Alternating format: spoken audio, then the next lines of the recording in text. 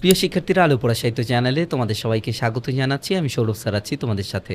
আজকের ভিডিওতে আমরা নর এবং নারীবাচক শব্দ নিয়ে আলোচনা করব। নর নারী খুবই ডিফাইন্ড জিনিস, আমরা সহজেই চিনতে পারি। এটা ট্রান্সজেন্ডার না, তবে যেসব শব্দ দিয়ে আবার নর নারী উভয়কে বোঝায় সেগুলোকে আমরা উভলিঙ্গ বলি, এবং আরেকটি আছে ক্লীবলিঙ্গ। এই ক্লীবলিঙ্গ কীভাবে চিনতে পারবো? এটা প্রাণীবাচক না, অপ্রাণীবাচক একটা জিনিস। এই যে আমরা 4 ধরনের লিঙ্গবাচক শব্দের কথা বললাম, এগুলো আমরা ইংরেজি ব্যাকরণেও জেন্ডার চ্যাপ্টারে পড়েছি। আজকে আমরা এই 4 ধরনের লিঙ্গবাচক শব্দ নিয়ে আলোচনা করব, এবং একই সাথে কিভাবে নরবাচক শব্দকে আমরা নারীবাচক শব্দে রূপান্তর করতে পারি সেগুলো নিয়েও আলোচনা থাকবে। চ্যানেলটি সাবস্ক্রাইব করে আমাদের সাথেই থাকো। চলো শুরু করা যাক।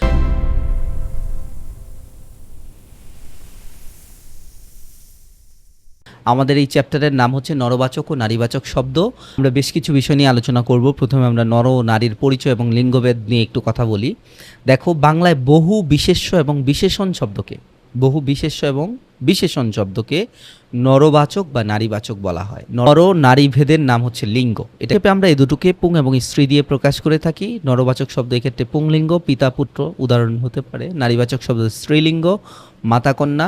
নরনারী উভয়কে বোঝায় এমন সজীব বিশেষ্য। এখানে একটা কন্ডিশন আছে, সজীব মানে যেটাতে প্রাণ আছে, এটা হচ্ছে উভলিঙ্গ। যেমন সন্তান, এই সন্তান একই সাথে ছেলেও হতে পারে, মেয়েও হতে পারে। মন্ত্রী, তিনি নারীও হতে পারেন, পুরুষও হতে পারেন। এগুলোকে আমরা বলছি উভয়লিঙ্গ বা উভলিঙ্গ অথবা কমন জেন্ডার।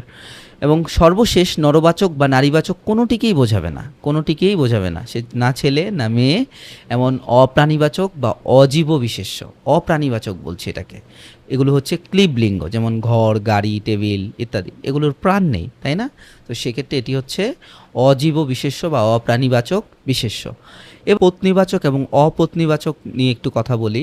যদি স্বামী স্ত্রী সম্পর্ক বোঝায় তখন এটাকে আমরা বলছি পত্নীবাচক। স্বামী স্ত্রী হতে হবে, দুইজনের মধ্যে সম্পর্কটা, পিতা এবং মাতা তারা স্বামী স্ত্রী, চাচা চাচি স্বামী স্ত্রী, দাদা দাদি স্বামী স্ত্রী। স্বামী স্ত্রী সম্পর্ক যদি না বোঝায়, তারা স্বামী স্ত্রী না, তখন তো সে পত্নী বা অপত্নী এগুলোর প্রসঙ্গ আসবে না, তাই না? যেমন খোকা খুকি, ছাত্র ছাত্রী, শিক্ষক শিক্ষিকা, তার মানে তাদের মধ্যে বৈবাহিক সম্পর্ক নেই। সেক্ষেত্রে এটিকে আমরা বলছি অপত্নীবাচক শব্দ। শব্দগুলো সর্বদা নির্দিষ্ট লিঙ্গেই থাকে। নির্দিষ্ট লিঙ্গ বলতে যখন এটাকে আমরা নিত্য নরবাচক বলছি, এটা পুরুষই হবে, এটা নারী হওয়ার চান্স নাই। যেমন কৃতদার, যিনি দ্বার বা স্ত্রী গ্রহণ করেছেন। তাহলে কৃতদার হচ্ছে যিনি স্ত্রী গ্রহণ করবেন। এখন স্ত্রী গ্রহণ তো পুরুষের পক্ষেই সম্ভব, নারীর পক্ষে তো সম্ভব না। তো সেক্ষেত্রে এটিকে আমরা বলছি নিত্য নরবাচক। অকৃতদার, যিনি দ্বার বা স্ত্রী গ্রহণ করেননি। এই দ্বার শব্দের অর্থ হচ্ছে স্ত্রী। তাহলে এই অকৃতদার শব্দ দিয়ে আমরা কি বুঝবো? যিনি স্ত্রী গ্রহণ করেননি, এটিও নিত্য নরবাচক শব্দ। এবার নিত্য নারীবাচক শব্দ মেয়েদের ক্ষেত্রে যেমনটা আমরা ব্যবহার করে থাকি, সতীন, বিধবা। বিধবা কিন্তু মেয়েরাই হয়, ছেলেরা হয় না। এবার নরবাচক শব্দ থেকে তুমি কিভাবে নারীবাচক শব্দ গঠন করবে বা চেঞ্জ করবে, কনভার্সনটা কেমন হতে পারে? এটা আমরা প্রত্যয় যোগে করতে পারি। কিভাবে করতে পারবো? প্রত্যয় যোগে করতে পারি, নারী নির্দেশক শব্দ যোগে করতে পারি, স্বতন্ত্র শব্দ পদমর্যাদার ভিত্তিতেও করতে পারি। এবার আমরা একটু দেখি যে প্রত্যয় যোগে কিভাবে করতে পারি। নরবাচক শব্দকে নারীবাচক শব্দে রূপান্তর করতে বিভিন্ন প্রত্যয় যুক্ত হবে। শেষে যেমন প্রত্যয় যুক্ত করতে পারি। বৃদ্ধ আছে, এখানে যুক্ত করলে বৃদ্ধা হয়ে যাবে। এই যে ছোট্ট জায়গাতে চেঞ্জ হচ্ছে, প্রিয়র জায়গাতে প্রিয়া হয়ে যাবে, কনিষ্ঠর জায়গাতে কনিষ্ঠা হয়ে যাবে, প্রত্যয়। তারপর ধরো প্রত্যয় যোগেও আমরা কি করতে পারি, গঠন করতে পারি। যেমন দাদা দাদি, এটা রস্যই হবে। জ্যাঠা জেঠি, পাগল পাগলি, এগুলো হচ্ছে প্রত্যয় যোগে গঠিত। ইনি প্রত্যয় যোগে হতে পারে কাঙাল কাঙালিনী, এই যে শেষে ইনি যুক্ত করছি, বাঘ বাঘিনী। আরেকটা ইনি প্রত্যয় যেটা দীর্ঘইকার দিয়ে, বিজয়ী বিজয়িনী, শেষে দীর্ঘইকার। তারপর এখানে দীর্ঘই প্রত্যয় হবে। কিশোর কিশোরী, নর নারী, সুন্দর সুন্দরী, তার মানে এগুলো দীর্ঘই প্রত্যয় দিয়ে হবে। এটা হবে রস্যই প্রত্যয়, এটা হবে দীর্ঘই প্রত্যয়। নি প্রত্যয় দিয়ে হতে পারে জেলে জেলেনি, বেদে বেদেনি, ধোপা ধোপানি। বতি প্রত্যয় দিয়ে হতে পারে গুণবান গুণবতী, পুণ্যবান পুণ্যবতী।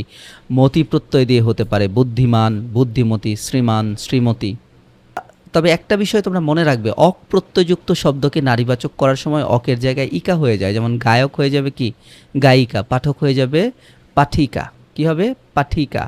পাঠক হবে পাঠিকা, লেখক হবে লেখিকা। নারী নির্দেশক শব্দ যোগে সরাসরি আমরা কি করব?